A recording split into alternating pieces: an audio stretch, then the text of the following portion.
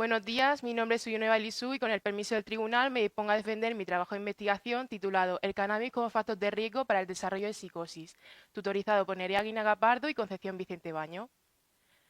Este es el índice que voy a seguir durante mi presentación, que consta de una breve introducción sobre el tema, seguido del marco teórico donde explicaré los puntos más importantes, los objetivos e hipótesis, la metodología que se llevó a cabo, los resultados y la discusión, las conclusiones y, por último, las referencias más importantes para nuestro trabajo.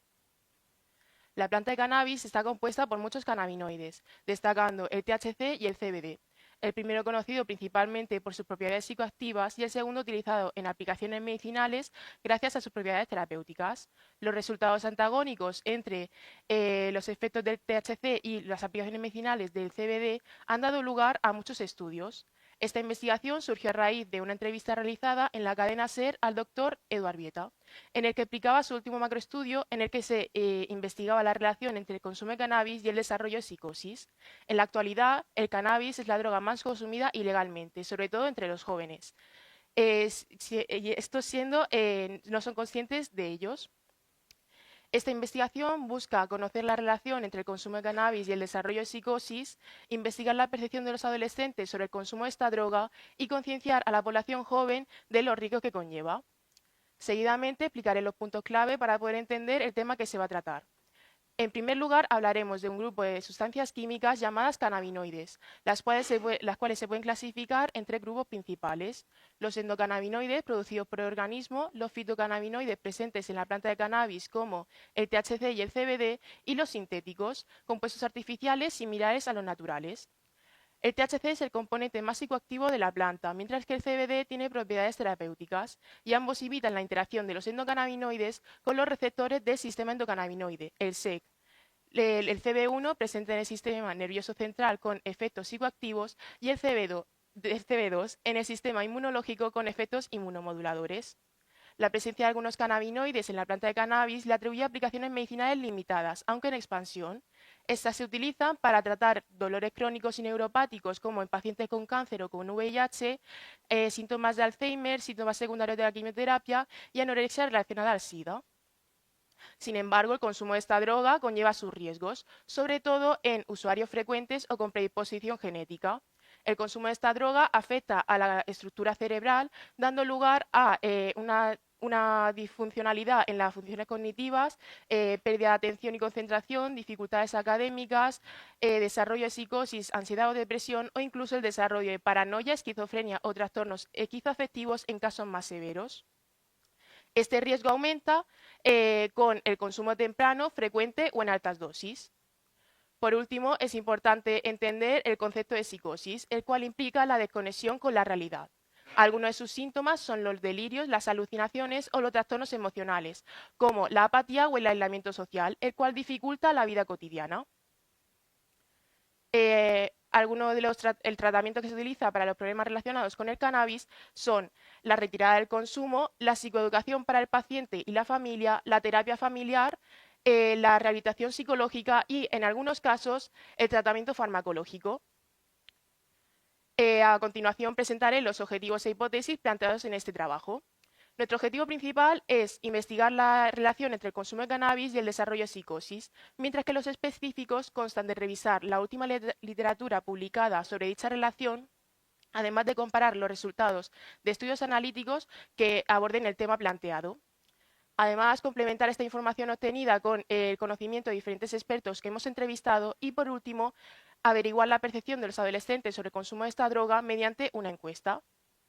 Nuestras hipótesis son que los adolescentes no son conscientes de los riesgos que conlleva este consumo debido a su grado de aceptación social y que el consumo es más frecuente entre los jóvenes masculinos que sobre los femeninos.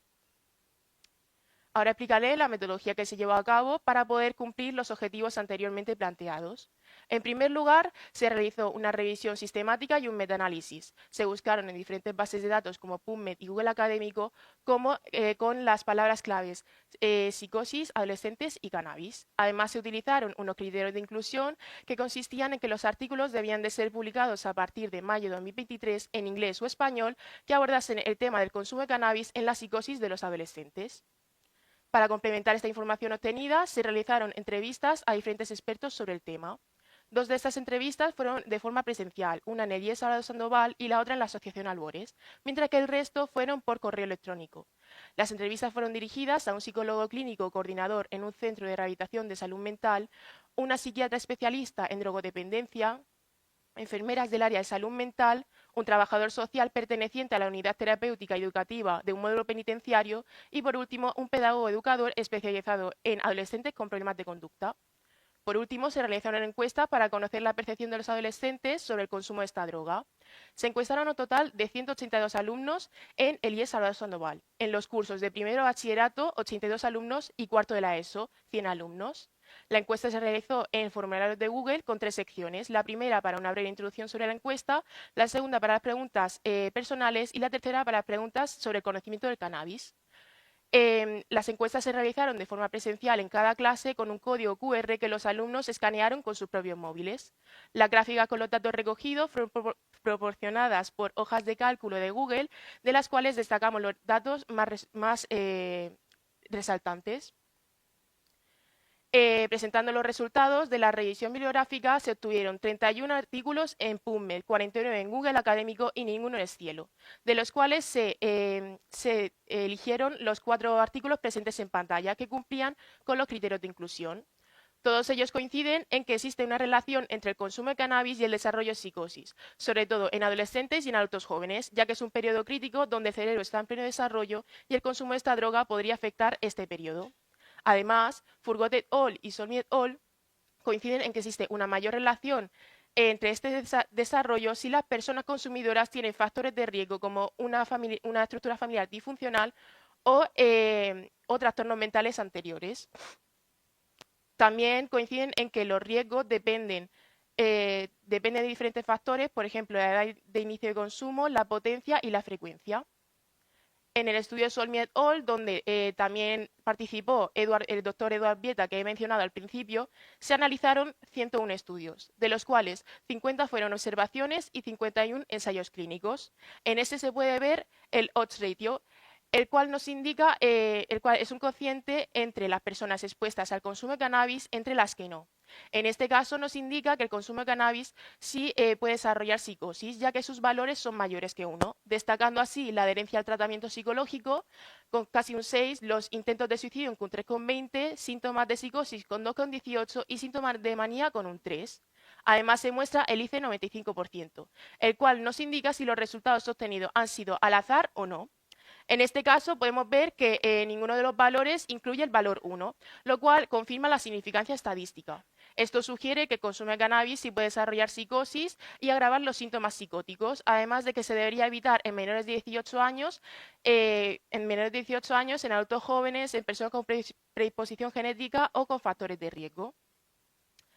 En las entrevistas, los expertos coincidieron en que el consumo de cannabis puede dar lugar a problemas psicóticos como la manía o la adicción, además de problemas físicos como la taquicardia o la dilatación pupilar, y además de que los adolescentes tienen un mayor riesgo para desarrollar psicosis y enfermedades mentales, además de perder concentración y atención. Por lo cual, muchos de ellos coinciden en que se debe concienciar a los adolescentes desde una edad temprana mediante talleres y charlas educativas sobre este consumo. Teniendo en cuenta nuestro objetivo principal y los resultados obtenidos en la revisión bibliográfica y las entrevistas, podemos decir que el consumo de cannabis sí puede desarrollar psicosis, sobre todo en adolescentes, en adultos jóvenes, en personas con predisposición genética o con una estructura familiar disfuncional. Teniendo en cuenta nuestro último objetivo específico y nuestra primera hipótesis, la encuesta realizada a los 182 alumnos nos revela que más del 90% es consciente de los efectos negativos que conlleva el consumo de cannabis, como la adicción o los trastornos mentales. Sin embargo, más de la mitad de los alumnos cree erróneamente que el consumo ocasional de esta droga no conlleva ningún riesgo en su salud. Además, sorprendentemente, el 22,5% se siente bien informado sobre estos riesgos y el 78% revela que en su entorno no se habla de esta relación. Teniendo en cuenta nuestro último objetivo específico, se pudo comprobar con la encuesta, donde casi el 50% conoce gente que consume esta droga, siendo más frecuente entre hombres, 20,3%, que en mujeres, 2,7%. En las conclusiones de este trabajo podemos decir que el cannabis ha sido utilizado en diferentes ámbitos, ya sean recreativos o medicinales, además del que el cannabis está compuesto por diferentes cannabinoides como el THC, el componente psicoactivo, y el CBD, utilizado en aplicaciones medicinales. Además de que el consumo puede afectar a la fluidez verbal, a la concentración, a la atención, además de estar vinculado a la ansiedad, depresión o psicosis. Los grupos más vulnerables ante este consumo son los adolescentes, los adultos jóvenes, las personas con predisposición genética o con factores de riesgo. Se recomienda ilegalizarlo para menores de 18 años, además de concienciar a los adolescentes mediante programas educativos. Se pudo contrastar además de que el consumo es más frecuente entre hombres que mujeres y para estudios futuros sería relevante estudiar otros cannabinoides que pudiese sustituir al THC para así poder minimizar los efectos secundarios de este. Estas son las referencias más importantes de este trabajo y me gustaría aprovechar este momento para agradecer a Nerea y a Concha por su apoyo incondicional durante estos 2 años, a Jafar por la ayuda que nos ha dado y enseñarnos las bases de las investigaciones, y a mis compañeras Claudia y Laura.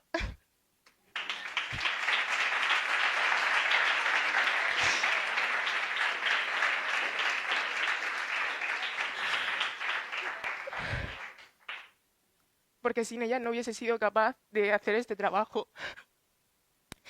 Muchas gracias por su atención y ahora me quedo a disposición del tribunal.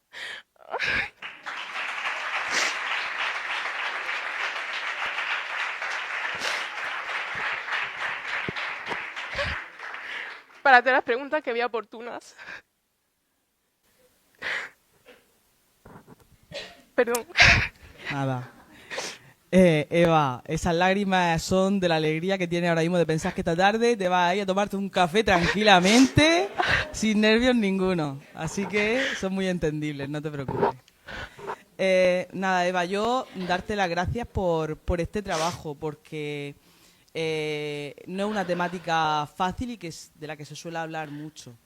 Y es un problema que, queramos o no, pues tenemos entre parte de nuestro alumnado. Espero que una parte muy pequeña, pero parte, porque al final yo hablo con algunos de ellos y efectivamente el consumo de cannabis lo tienen esporádico, lo normalizan como algo que no tiene por qué pasar nada, que es un día de fiesta y no son conscientes muchas veces de que sí que puede generar un problema serio, como bien dices. Y también algo que me ha llamado mucho la atención de tu trabajo es el tema de la relación que hay entre el vapeo y la normalización del consumo de cannabis.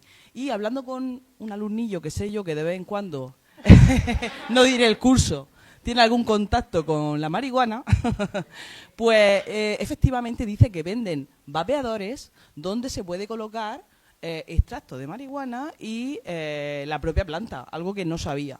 Así que nada, no quiero dar ideas, pero sí, ya es tarde.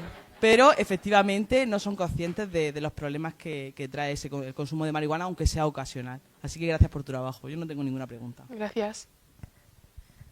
Hola. Hola. A ver si esta vez me pueden grabar, que luego dicen qué tal. Me parece un trabajo muy fascinante encima porque es un trabajo que entrevista a la gente que puede ser potencialmente víctima y también porque entrevista a gente que puede dar solución a ese tipo de trabajo, a ese tipo de adicciones. Entonces, yo solo quería hacerte una pregunta. Vivimos siempre en un mundo que está lleno de mensajes que muchas veces, ante tantos mensajes, filtramos y no vemos ninguno. Sí, no fumes, no bebas, no corras, no sé cuánto. Al final hacemos borro. ¿Qué edad tú crees que es la fundamental o la adecuada para que el mensaje de que no te drogues funcione en la gente adolescente? Porque estamos entrando en unos periodos de rebeldía que si tú les dices una cosa, al final hacen lo contrario. Entonces, ¿a qué edad tú crees que se podría ese tipo de mensaje dar y que sea efectivo? Pues mi opinión sobre los 10, 11, incluso 12 como muy tarde, ya que en las generaciones de ahora van muchísimo más adelantadas que las anteriores y sería muy conveniente poder concienciarlos desde una edad temprana para así que conozcan los riesgos que pueden conllevar y poder evitar el consumo de esta droga. Además de que dejar de tratarlo más o menos como un tema tabú, porque tampoco es que se hable mucho, sobre todo en las casas también, como he podido ver en la encuesta. Muchos de ellos en su entorno no se habla sobre esta relación y sería importante que en sus casas, en los colegios, en las charlas, sería muy importante el hecho de hablar sobre esta relación. Pues muchas gracias. Me ha gustado mucho el trabajo. Gracias. Hola Eva, yo felicitarte también. Gracias. Y como dicen mis compañeros, a mí también me ha gustado mucho el trabajo. Es más, me parece muy interesante que hayáis sacado ese tema, que lo hayáis escogido como tema de investigación, por vuestra edad principalmente, porque probablemente estáis en ese rango de edad que o bien ya ha empezado, ha llegado incluso a probarlo alguna vez, o está ahí. Entonces sacar ese tema aquí y en el sitio en el que estamos es de lo más interesante, ponerlo de manifiesto y pensar un poco qué podríamos hacer nosotros. Porque desde mi punto de vista y por mi experiencia, cuando se tratan esos temas en clase o se tratan en las tutorías, es difícil, yo veo que es difícil acceder o llegar a concienciar, sobre todo a aquellos alumnos más vulnerables. Cuesta mucho trabajo concienciar y me parece súper interesante. Mi pregunta es fácil. Supongo que a lo largo del desarrollo del trabajo, de la realización del trabajo, os habréis encontrado seguro alguna dificultad o dificultades. Las tres o tú en este caso. ¿Cuáles crees tú o que podrías destacar como dificultades? Pues sobre todo lo que es el marco teórico de la revisión bibliográfica, porque a pesar de que haya muchos estudios que confirmen la relación, siempre hay alguno que en su estudio dice que no existe directamente la relación o que directamente no existe. A lo mejor también con las entrevistas, porque al tenerlo todo escrito en audio, tener que transcribirlo todo, resumirlo, conectar la respuesta entre uno y otros, eso también nos ha resultado un poco de lo más difícil. Muchas gracias y encantada de haberte escuchado.